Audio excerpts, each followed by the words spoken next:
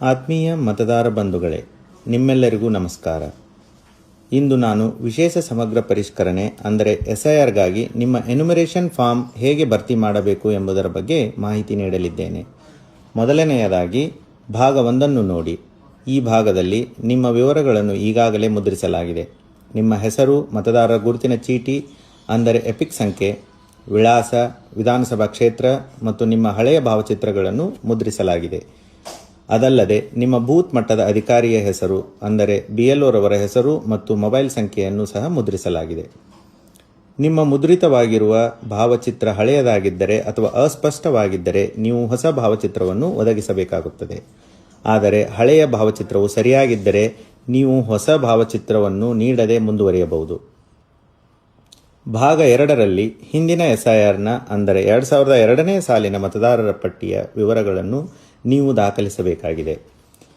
ಇಲ್ಲಿ ನಿಮಗೆ 2 ಆಯ್ಕೆಗಳಿವೆ. ಆಯ್ಕೆ 1, 2002ರ ಪಟ್ಟಿಯಲ್ಲಿ ನಿಮ್ಮ ಹೆಸರು ನೋಂದಣಿಯಾಗಿದ್ದರೆ ಆ ವರ್ಷದ ಮತದಾರರ ಪಟ್ಟಿಯಲ್ಲಿರುವ ನಿಮ್ಮ ವಿವರಗಳನ್ನು ನೀವು ಭರ್ತಿ ಮಾಡುತ್ತೀರಿ. ಇದನ್ನು ಸೆಲ್ಫ್ ಮ್ಯಾಪಿಂಗ್ ಎಂದು ಕರೆಯಲಾಗುತ್ತದೆ.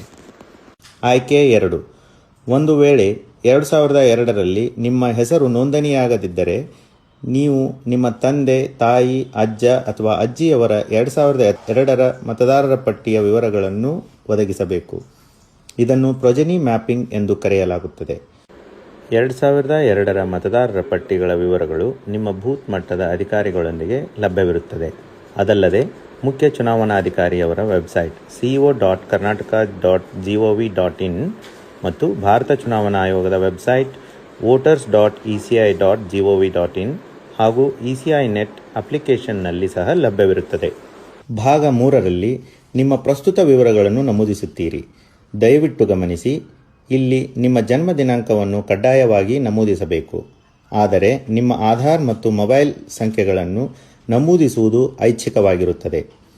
ಅದರೊಂದಿಗೆ ನೀವು ಕುಟುಂಬ ಸದಸ್ಯರ ಹೆಸರುಗಳನ್ನು ಒದಗಿಸಬೇಕು.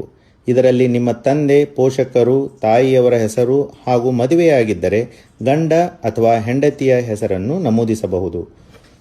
ಒಂದು ವೇಳೆ ಅವರ ಎಪಿಕ್ ಸಂಖ್ಯೆ, ಮತದಾರರ ಗುರುತಿನ ಚೀಟಿ ಸಂಖ್ಯೆ ನಿಮ್ಮ ಬಳಿ ಇದ್ದರೆ ನೀವು ಅದನ್ನು ಸಹ ನಮೂದಿಸಬಹುದು.